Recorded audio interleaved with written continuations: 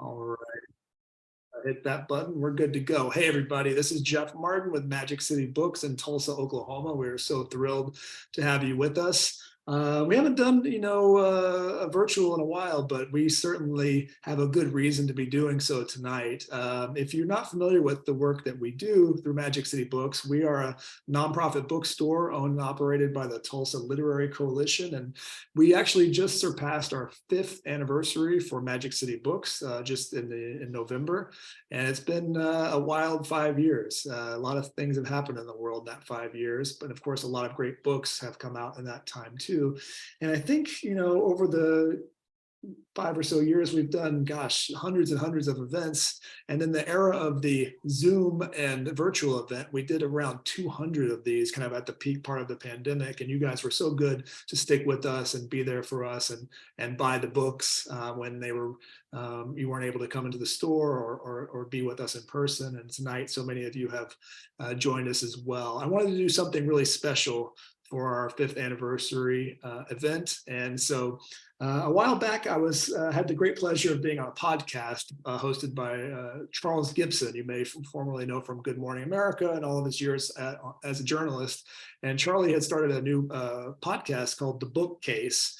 And he invited us on because they highlight a different independent bookstore in every episode. And we were just lucky enough to be on an episode with one of my favorite authors, Mr. John Irving. So that was a great way to kind of get connected a little bit. And then when had some, gumption, I guess, to reach out and say, hey, would you be willing to join us for a chat for our 5th anniversary? It was such a thrill and a pleasure to get the A-OK from Mr. Irving, who has been such a big part of my reading life. I was looking at some old paperbacks, whether it was Prayer for Owen Meany or this emerald copy of The World According to Garp, or my personal favorite, A Widow for 1 Year. There's just so many books that John has brought into our lives, and truly, is kind of on my personal Mount Rushmore for writers. And it was, had been 6-7 years since we'd last had a novel from John, and then he certainly delivered when this tome, this wonderful tome, The Last Chairlift, came into our lives this year,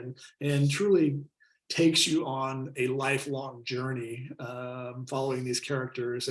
And if you have a penchant for John Irving work, his style, the world building that he does, the characters he brings into our life, this is going to give you that fix that you have been waiting for these last 6-7 years. So thrilled to have Mr. Irving with us tonight to talk about this new book, talk about all kinds of different things. I hope you guys will ask some questions. You can put those into the chat function here, or rather the Q&A, and we'll get to some of those toward the end of the conversation. If you don't know, as I said, John Irving's work, we're talking 15 novels, winning an Oscar for the Cider House Rules, a National Book Award for The World According to Garp, and of course, inducted into the Wrestling Hall of Fame down the road here in Stillwater, Oklahoma, not too far away. So there's a lot to be said there. We won't go through the whole list, but I would like to give a warm welcome to our very special 5th anniversary guest, Mr. John Irving. John, welcome virtually to Tulsa. We're so thrilled to have you with us tonight. Thank you, Jeff. I'm sorry I couldn't get to town actually, but virtually we'll have to do. So here's a kind of a weird thing. 1 year ago today, I was staying at the Hotel Jerome in Aspen, Colorado. And I had never been there before. It was my first time staying there. It's this kind of legendary hotel in Aspen, Colorado. Beautiful, beautiful place, kind of a magical place, really, right there in Aspen. And when this book comes out, it hits me. I'd never probably even heard of the Hotel Jerome before I'd stayed there. I knew it's a very, well-known place, but I wasn't plugged into it. But I, had an amazing time there. And of course, this book, that's a central character of this book, the Hotel Jerome. And I just think, what are the chances? We kind of bumped a date around for this event a little bit, but what are the chances of 1 year to the day I was there? I'm curious to know, how did that place become known to you? Is it a place you spent a lot of time in? Did you always want to write about that place? Because it is a very specific locale. The history of the Hotel Jerome makes it quite unique among American hotels, and similar in some ways to older European hotels, in that the Hotel Jerome had two histories. Aspen was a silver mining town before silver mining went bust. And the Hotel Jerome was a hotel founded, built, and originally thriving at the time of the silver mining industry, when it was thriving, long before there were any skiers in town. Well, then Aspen transformed to a ski resort, and the Hotel Jerome had a second life. It's not surprising, I suppose, in the case of a hotel with that duration of history, and a very well documented one, that there is also a history of documented ghost sightings there. As many times as I stayed there, almost always as a skier, when my children were younger, and then later when one of my kids started working in the ski business in Colorado, the Jerome in Aspen was often a destination for us. And I think we like the hotel. We found other places in Aspen as good or better, sorry, in Colorado, as good or better to ski. But there really was no hotel to compare to the Jerome. And also, like a European hotel, they take you with your dog if you bring your dog, which is, not every American hotel, especially every fancy American hotel, will. So we've, both at times when my children and I had dogs, that made it a destination. The novel kind of collected the Hotel Jerome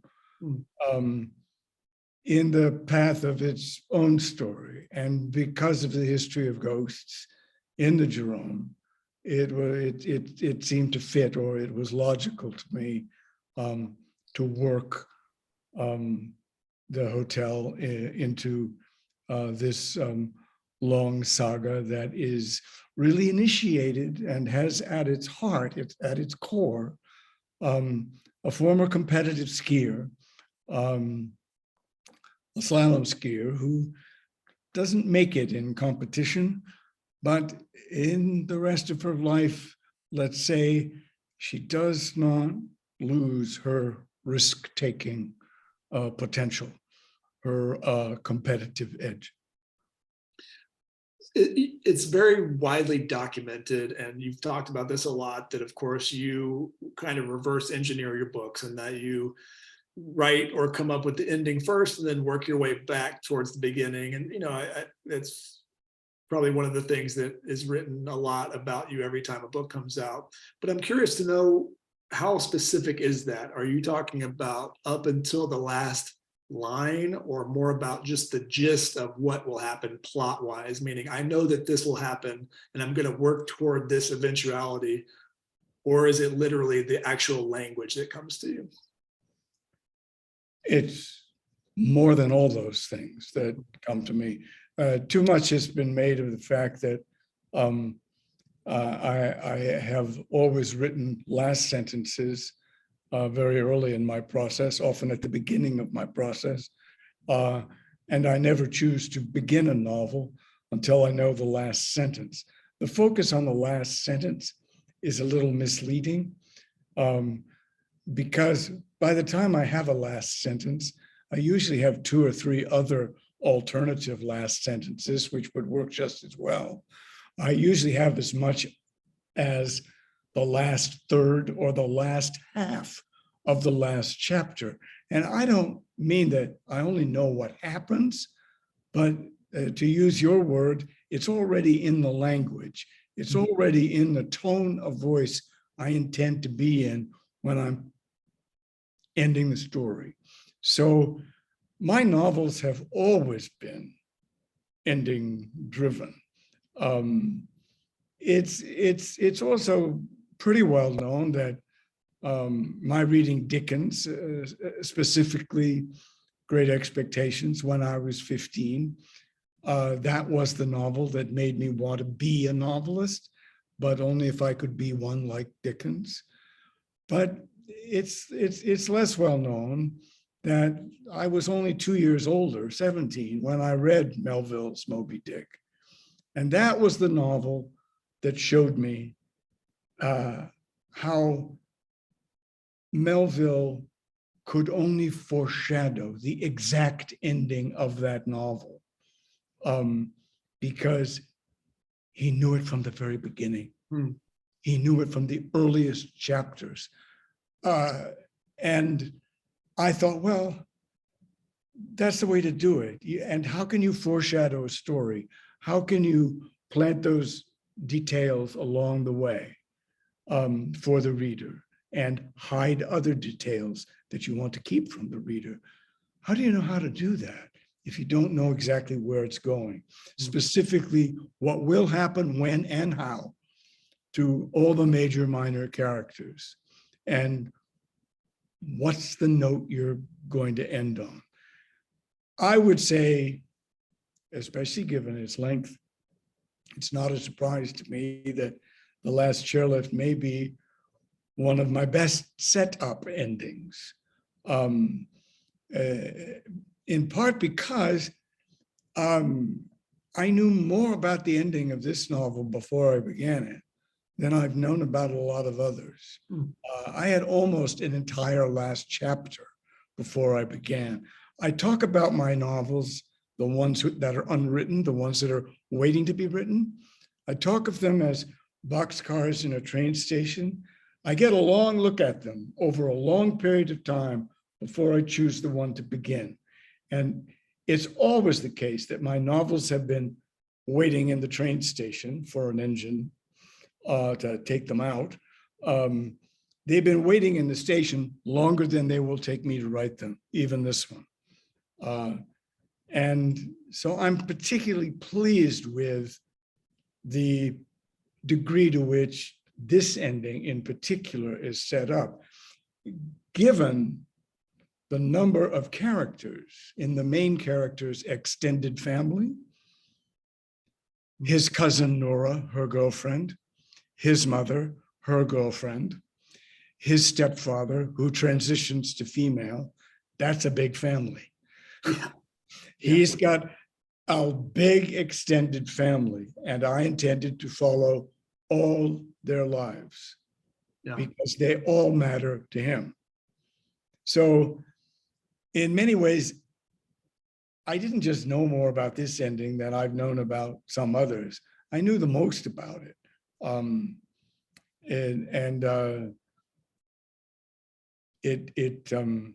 It waited a while. In many cases, you mentioned a widow for 1 year. Well, in many cases, the Cider House Rules and a widow for 1 year, there's a sizable amount of things I have to learn that are outside my life experience before I can even start writing a novel. The business of the relationship between the police and the prostitutes union in Amsterdam before I could even get started with a widow for 1 year. The obstetrical, gynecological, historical medicine before I could even begin the Cider House Rules. Well, this novel was long because of the number of its characters, main characters, major characters, and the length of its trajectory, 8 decades. But it didn't present an obstacle of that kind.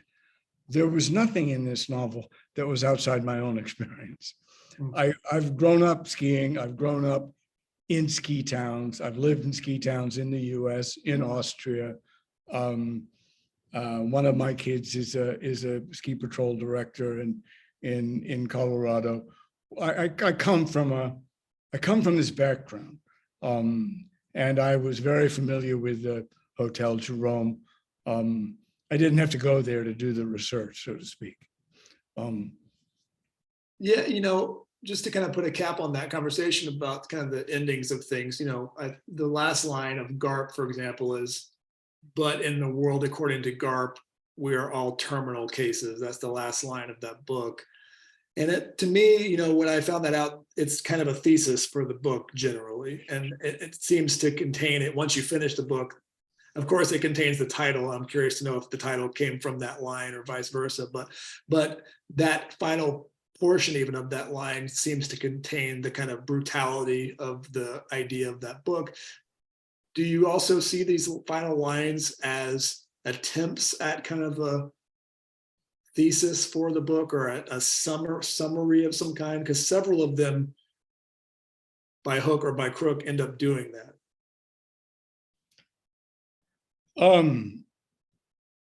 Because so many of my readers will not have read this long novel, I think you and I should keep the last line of this novel to ourselves. Yeah, I was gonna say it, but I don't think, and we'll give it too much away.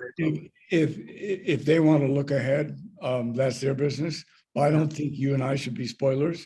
No spoilers. In terms of this ending, but the ending of The Last Chairlift certainly is, to be very general, a summation of all of Adam's fears.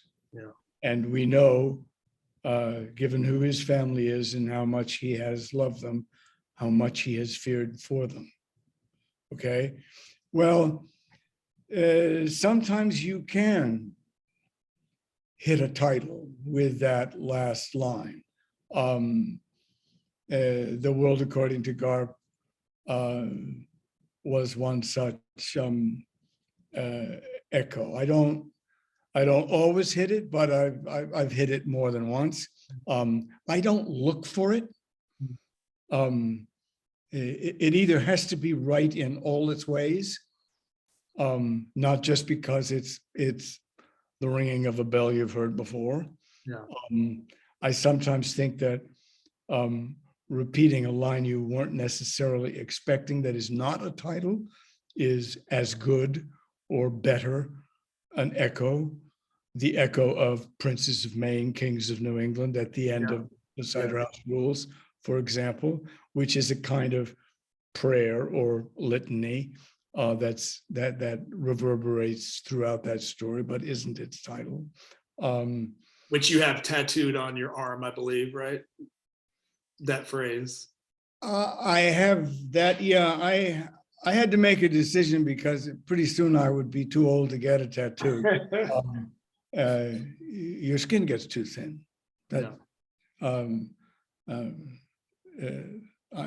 It's too old in that way. Your skin gets too old.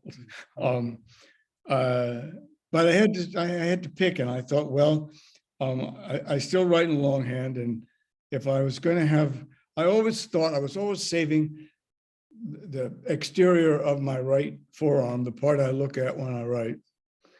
I was saving that for what was one of my best or my favorite last line of my own, right? Because on my left forearm, I had earlier tattooed my favorite last line of, in every novel, only found another orphan, the last line from Moby Dick. Yeah. So I was looking for something that kind of echoed that. There's a timelessness to it, you know. Well, and Cider House, after all, is another orphan novel. Yeah. Yeah.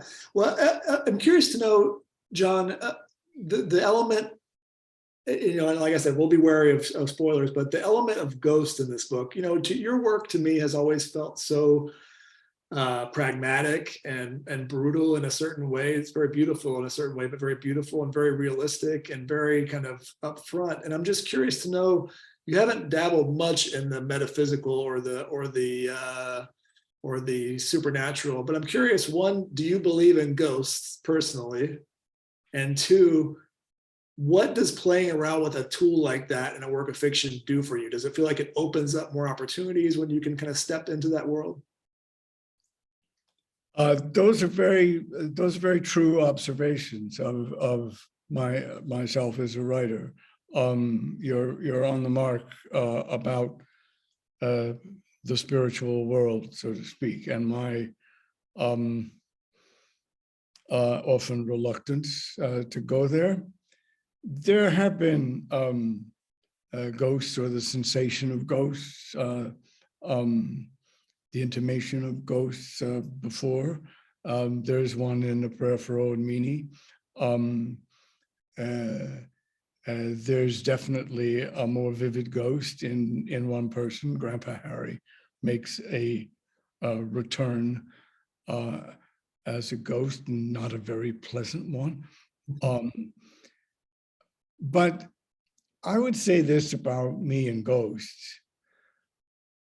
I think ghosts are as far as a non-religious person, such as myself. Ghosts are as far as I can credibly imagine the spiritual world. There has, over history, been documented too many sightings of ghosts by too many sane and rational people to dispute that some people have seen them. We know they've been seen. We know the same ones have been seen more than once. Power of suggestion, you can call it what you will, but they have credibility for me. The way the rest of the spiritual world, I choose not to believe in.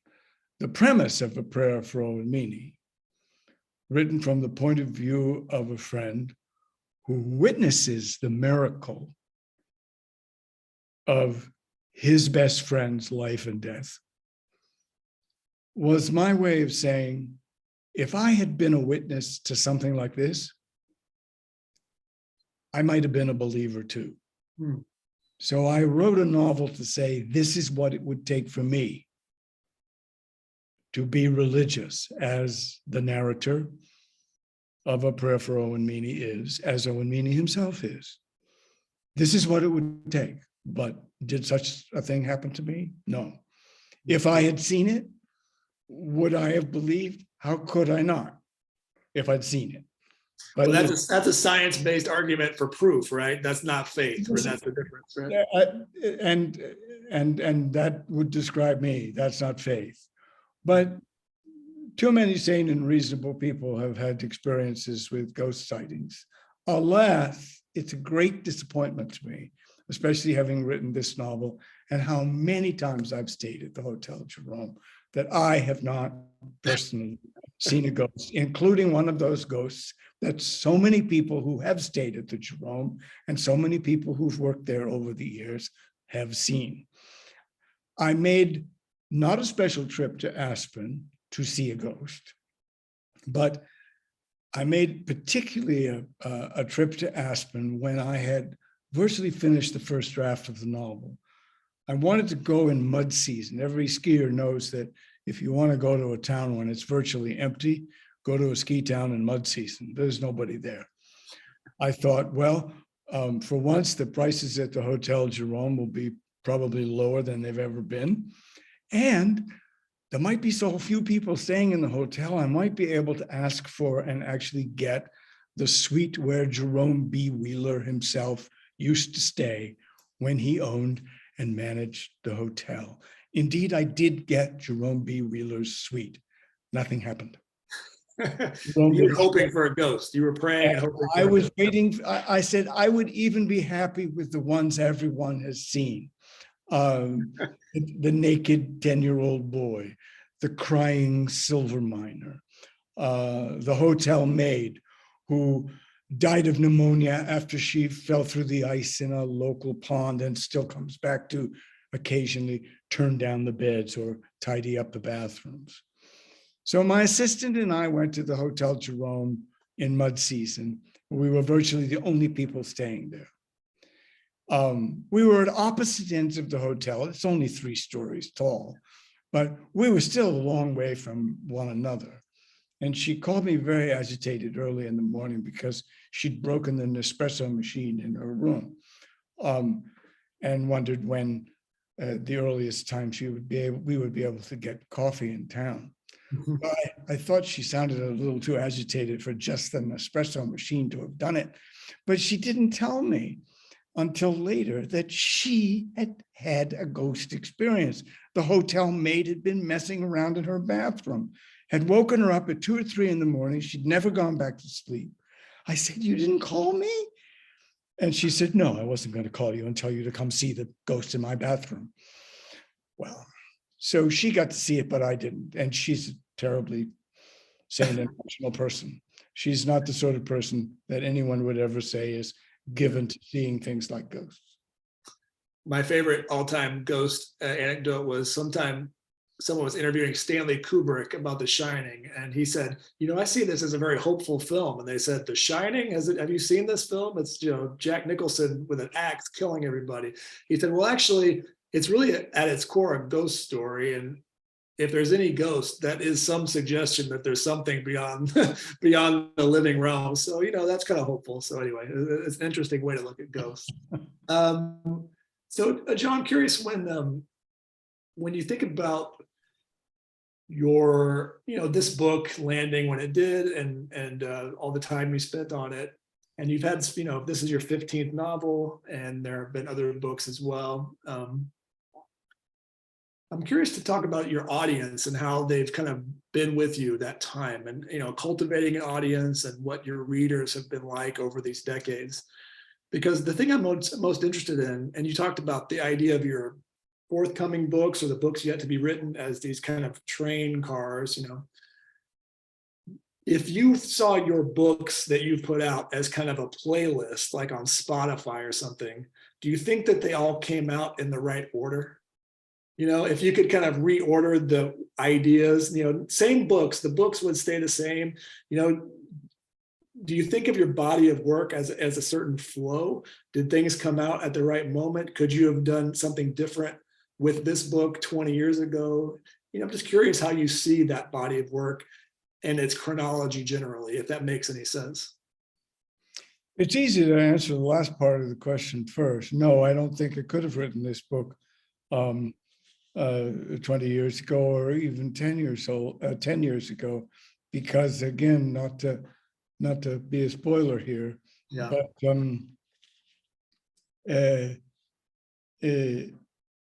it's not to oversimplify either, but it's a story about a long passage of time in a very close family, and the age of the surviving characters. I could not have appreciated how old they were 20 or even 10 years ago, or I could not appreciate how it feels to have lost or be missing half or 3/4 of the people I ever loved. That's now, as one of the characters says, as you know, near the end of the novel, she being a character who doesn't see ghosts. Loved ones leave us and we go on. Ghosts or no ghosts, we still see them. Well, we do. Especially when you've lost more people than you know. So this is a book that I saw these boxcars in the station thinking, oh boy, that's a long one. Don't wait too long. Oh boy, that's going to be a long one. But on the other hand, there was no homework involved, no research involved. So I kept putting it off for that reason. But I also, rightly so, I think, kept putting it off because I thought it was the kind of book that was best to begin when I was old, because that's where it's going. It has a close likeness to A Prayer for Owen Meany in this respect. They're both long novels that were made even longer because they both have first-person narratives. A first-person narrative is the last point of view I ever want to choose. I would much prefer to be in the third-person omniscient voice. That's my favorite voice. So why do I choose this first-person narrator when I know that having such a narrator is going to make, especially a long novel, much longer? Why? Because you have to account for how that narrator, he or she, knows what he or she knows. You can't say 15 years later, comma, and begin a new chapter. You can't get away with that in the first person. You got to cover it all because you're the witness, okay? Your voice is the witness. So there's a lot of explaining to do. But here's the reason I chose it, both for A Prayer for Owen Meany and for The Last Chairlift. When the story is about who you're going to miss, who's going to get lost in the journey, the effect of losing that character is, I believe, stronger for the reader if the reader is in the point of view of the character who misses the one who's gone or the ones who are gone more than the reader does. See what I mean? Yeah. You're putting, you put yourself in the point of view of the person who's mourning, right? So that's why when I know that's the kind of novel I'm looking at, I kind of take a deep breath and say, okay, this is one of those. And if you look at the number of my novels, most of them don't choose that voice. Yeah. You've mentioned this a few times, and it is interesting because it's been written about. It's funny to me when the length of a book becomes part of the narrative of how it's written about, because there's been a zillion long books. And I do wonder, as you mentioned, Prayer for Owen Meany, when that book came out to great acclaim, it's a long book. Was that as talked about then as it is now? Are we more nervous as a society about long books? Because what I think is interesting is we've raised a generation now on, those Harry Potter books were like long, and the kids would read them in one night and they'd read 7 of them. I don't think young people over the last 20, 25 years have had any real resistance to long books. I think in some ways they kind of could be endless, and a lot of people they want them to never end, which I think the greatest books, they could go on in a certain sense forever. Do we make too much of these things? Has it become too much of a part of the narrative of a book when it comes out, the length of the book? Well, when you say we, I wouldn't include, you're talking about young people who love a book and wish it were longer. And I think that the same thing is true of real readers. Yeah. If real readers love a writer and love a book they're reading, they don't want it to end. I've had many readers over the years write me and say, okay, I'm up to the last chapter and I don't want to read it. And I've stopped, and I've been reading consecutively and I've stopped because I don't want this to end. Well, that's what you hope your readers will feel. And given that I am a purposely ending-driven writer, I know that my books are better, that is, harder to walk away from on page 700 than they were on page 70. But you got to get there. Yeah. You can't be impatient when you start. So I think when you ask that question, I have to say, or I'd have to ask who the we is. I don't think. I guess I mean press, it becomes a narrative when the book is written about. The length becomes almost part of the. Well, I don't know. You can't. Would you blame the cell phone or the internet for laziness? Or would you say that people who are lazy use tools to aid and abet their laziness? I would say the latter. I don't feel that a reader's patience with a long story, if it's good, especially if it is if it has a purposely constructed narrative, which my novels always do, I haven't heard disappointment expressed from my readers. But I'll tell you what a dear editor of mine once told me.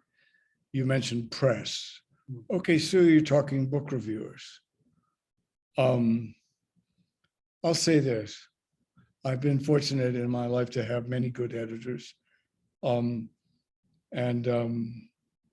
one of them, who long dead now, Harvey Ginsberg, who was my publisher for the Cider House Rules and A Prayer for Old Beanie.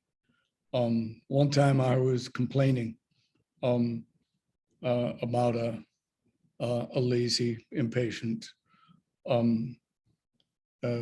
reviewer, and Harvey cut me off and said,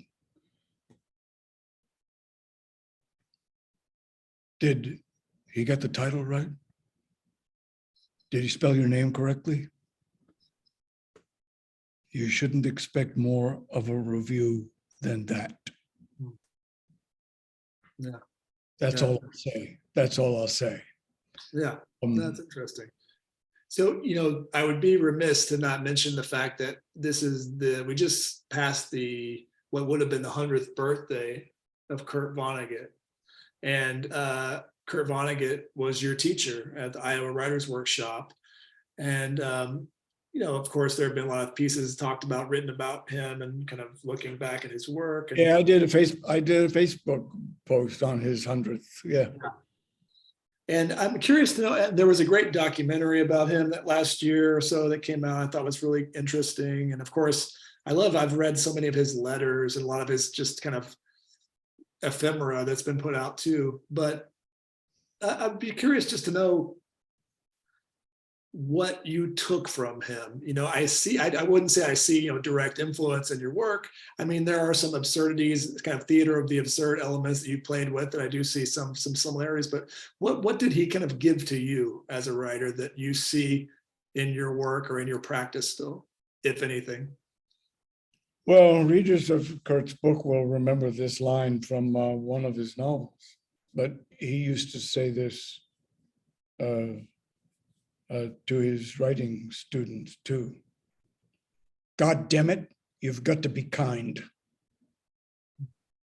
Well, he brought a very personal touch to his reading of your work. I was so fortunate that Kurt Vonnegut was my first reader of my first novel.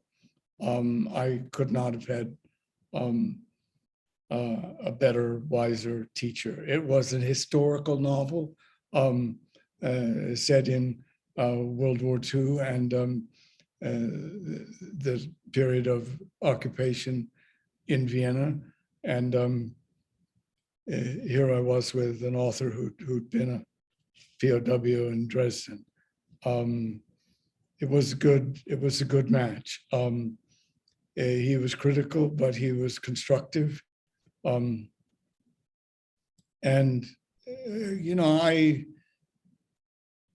his advice to me was, so much of the kind that an older but generous writer could give to a younger writer, recognizing what I did well, recognizing what I did less well, saying, you either got to work on this or you got to stop doing it. As saying, you know how to do this, you should do it more.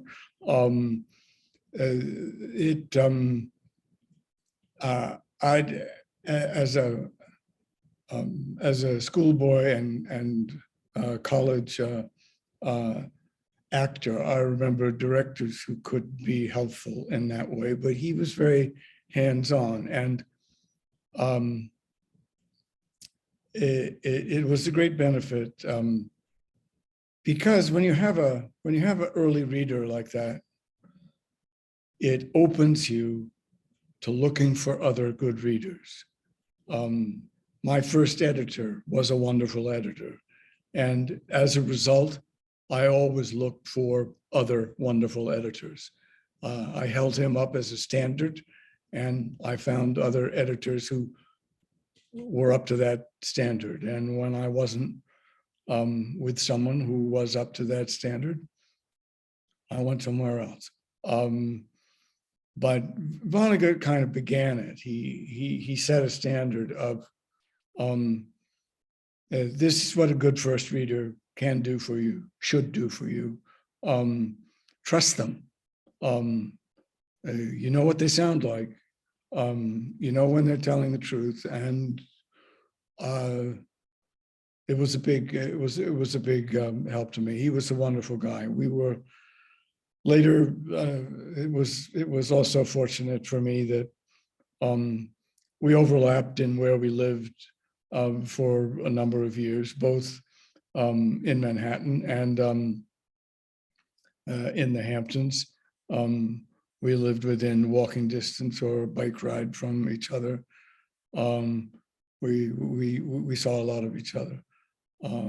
He was a great mentor in my life. Yeah. I'd like to encourage folks just to make sure if you have a few questions, we'll try to get to a few at the end. I'd put those in the Q&A, and we'll get to those in just a few moments. As we kind of round the corner here, I'm curious to know, when you finish a book like this, or any book really, but we can focus on this one. There's so many different milestones in a book. Of course, there's the first draft, there's revisions, there's proofing, there's all the life of a book from starting it to getting it out onto the shelf basically has a lot of different mile markers. But when it's finally out there, regardless of reviews or what anybody tells you, what's your kind of personal metric to know if it worked or not? How do you know if it was a success to you? Did it live up to your vision of what it would be? How do you kind of balance that when you are putting it away? You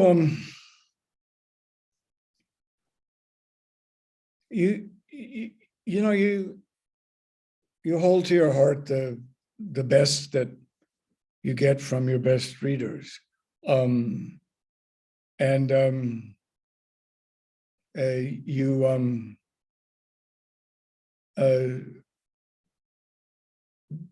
try to let the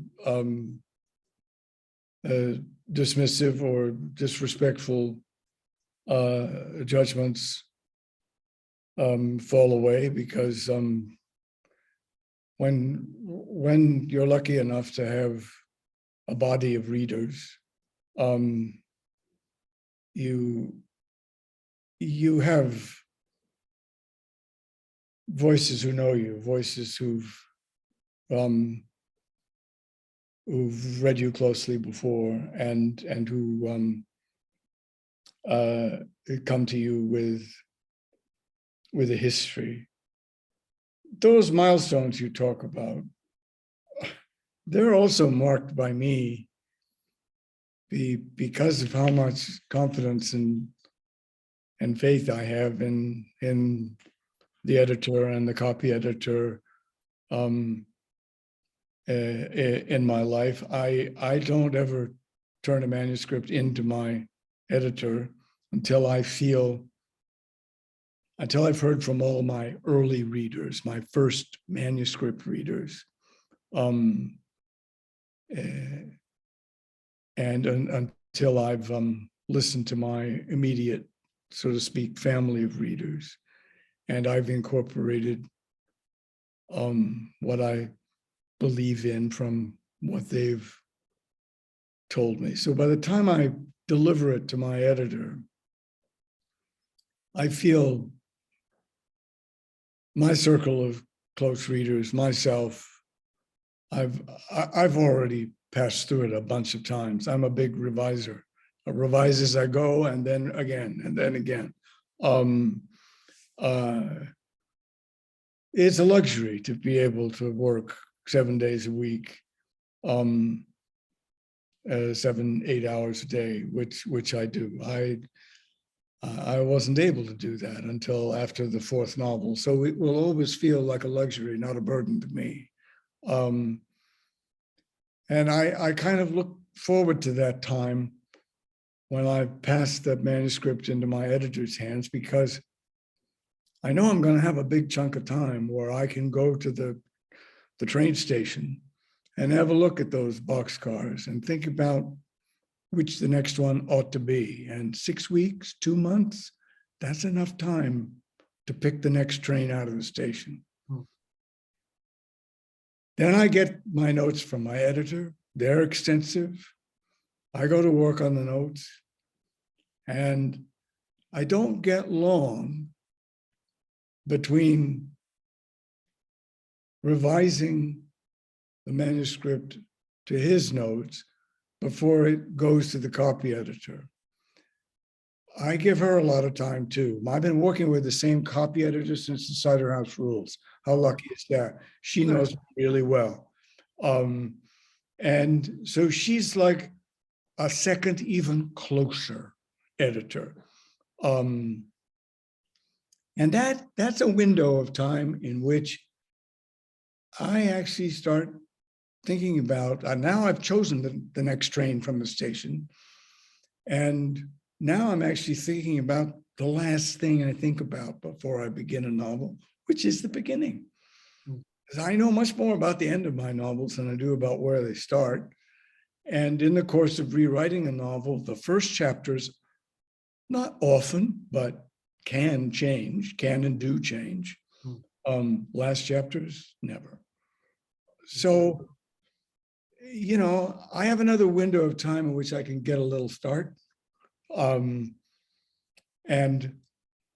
after the copy editing is through, the rest is only proofreading. Yeah. So this is, I'm describing to you the phases of pushing a book away from you. Yeah. Yeah. And already by the time I'm in this phase, by the time the book is in print, being reviewed, and I'm being interviewed, by that time, right?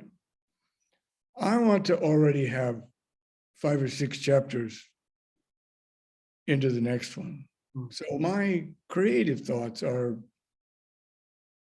ahead of the novel I'm talking about, if you see what I mean. Yeah, no, it's, you know, I keep going back to that concept of orphans. You know, these books kind of you purposely orphan them at a certain point because you have to. Get to a couple of questions here. Christine says, and I'm guessing this is more based on the experience of it rather than picking one. What has been your favorite book to write? So maybe not your favorite, because that's like, you know, hard to say, but what was your favorite book to write in terms of the process or the memory you have of doing it? Oh boy.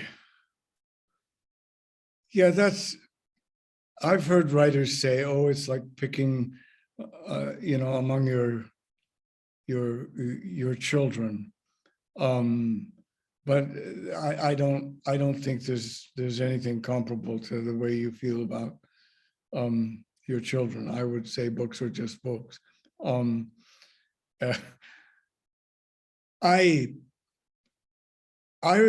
remember novels fondly in places for different reasons. But I can't say that there's one that jumps out. I like it. I like it when I've worked with a novel for so long that I know it so well that I have more titles than I can use. I like it when either because of all the things I had to learn before I could start writing the novel, as in the Cider House Rules, or the trajectory of how many characters I had to follow, as in the Last Chairlift.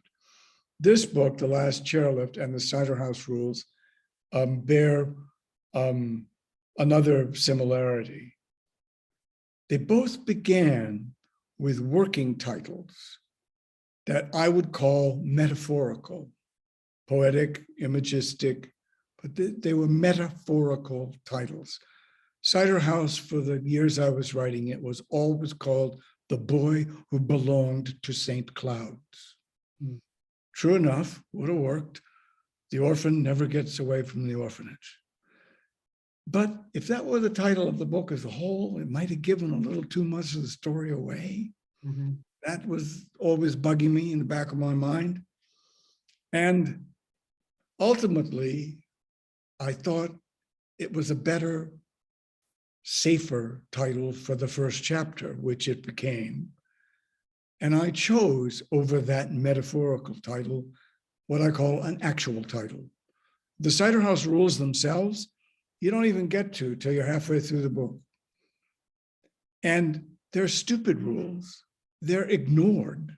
The people they're meant for can't even read them, but they're real. They're concrete. They mean a thing, and they're stuck on a specific wall.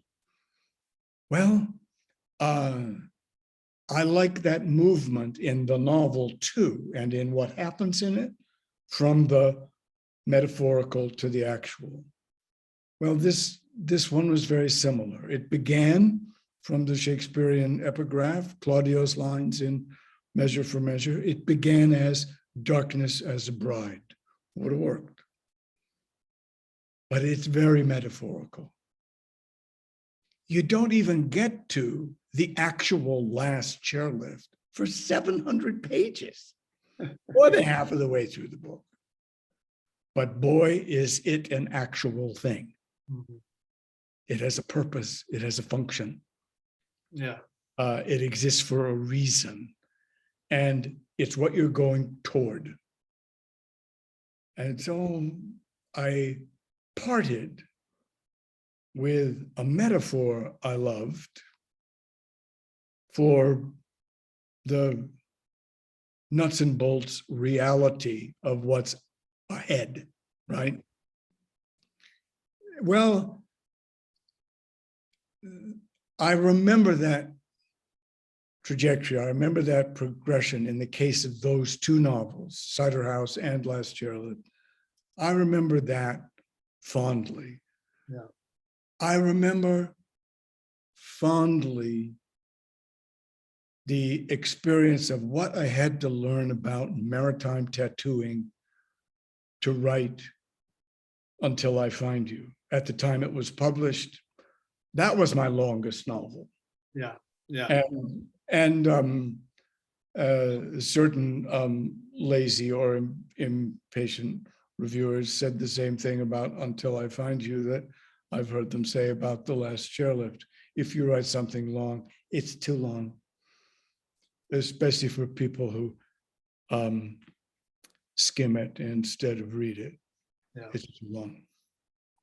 We'll try to get to a couple more of these before we wrap up. We don't want to go over our time here too much, but this is an interesting one. It says, this is from Desiree, who says, all these boxcar and train references. Are you actually a train enthusiast? Do you own train memorabilia? And it says, and I'm just remembering, didn't you stand by a train in the Cider House Rules film? Yeah, you were the train. You were the train guy, and that was your Alfred Hitchcock cameo in Cider House, which you wrote. But yeah, you talk about trains a lot. Are you a train enthusiast?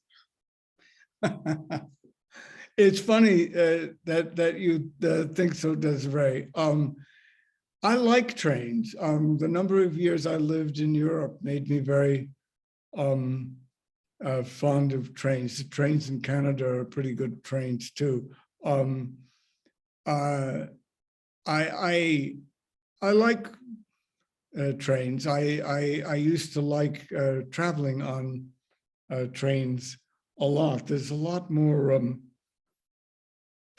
time to imagine an adventure or a romance on a train than there is in the chaos of airports and the claustrophobia of the airplane. But I can't say I'm an aficionado of trains or railway stations. I did have an electric train set as a child, which I revered, and which was, I think, in my childhood memories, it was probably the best gift I ever got, or the best Christmas present I ever got. But I think many children feel that way about train sets. And so I can't say that I have a special affinity Yeah. for trains. It's just that where I live in Midtown Toronto, the main line of the subway I take it passes some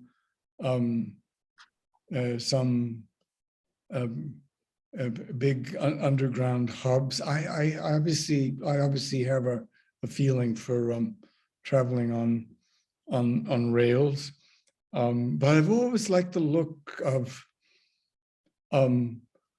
boxcars waiting, and the way my novels collect storylines, character histories, and pages, just the way the pages stack up.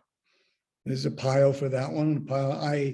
I suppose I could say more accurately that I don't have any trains in a train station. I just have piles. Look at the length of my desk.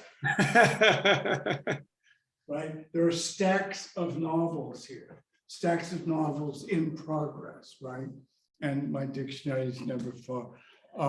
So I don't have a desk. I have this enormous L-shaped table everywhere I've ever worked. Like an assembly line. I like everything that is kind of spread out there. So that's the reality. However, I will say that from the 9th and 10th floor windows where I live and work, I have a good view of the Canada Pacific Railway and the long trains that come through the middle of Toronto. So it seems a kind of nice place to have ended up being for someone who's stuck in a train metaphor. As Bob Dylan once wrote, it takes a lot to laugh. It takes a train to cry. I want to just end, John, on one thing that I did want to touch on. I know that we're not going to get to everybody, but this is just something important. And you brought up Cider House rules.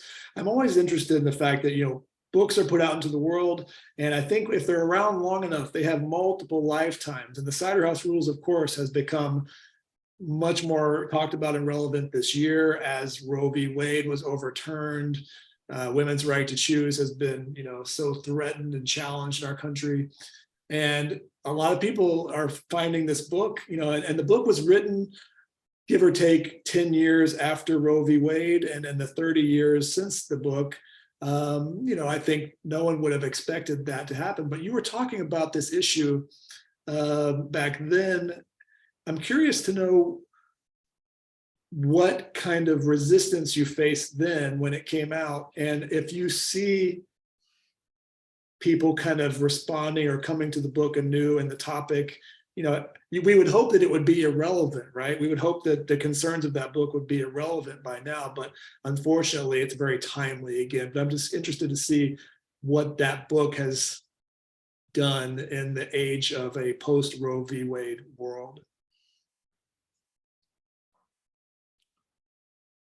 Well, it's a historical novel. I purposely wanted to write an historical novel about that time when abortion was unsafe and unavailable, and the life of the resultant orphanages, which were everywhere, right? I didn't set out to write an abortion novel. As in the case of most of my novels, it was the relationship of the characters and the trajectory of their story together from back to front, right? And I had first imagined an orphanage physician, childless, and an orphan that keeps getting adopted and sent back, or he comes back. The doctor can't get rid of him. And the relationship between this childless physician and the orphan becomes like a father-son relationship. As close as, but I was also thinking as conflicted as a father-son relationship could be, thinking to extremes. But all the while, because of the history of orphanages, I was reading the history of those orphanages in the Yale Medical Historical Library. And I realized that in that period of time, for those orphanages where there was a physician, that doctor was being asked that question all the time. Because women didn't just go there to have a baby and leave it behind. They also thought of going there and not having the baby. They thought of going there earlier. And interestingly enough, I remember how I was reading these histories, these documents, and I remembered something that I'd heard my mother say when I was barely a teenager. My mother was a nurse's aide. She worked in a county family counseling service, and much of her counseling entailed young girls in a family who were pregnant, often so young they were underage, often pregnant because of someone in their own family. Okay. And one time the conversation was around the dinner table. I wasn't part of it, I was just listening. And a girl was being talked about who had kind of disappeared from school and come back quite a while later. She'd missed almost a year of school. And a young girl, someone I didn't know, but she was in, if she was in high school, she was barely in high school. Maybe she was in junior high school. And my mother said rather angrily and bitterly, maybe she went to the orphanage. And I thought, there was in New Haven reading about orphanages. And I called my mother and said, is this what you meant? Is this what you meant? And she said, after sighing, what did you think I meant? And so it was a deep connection, shall we say. Yeah. To echo the trajectory, the backward trajectory you described, right? Yeah.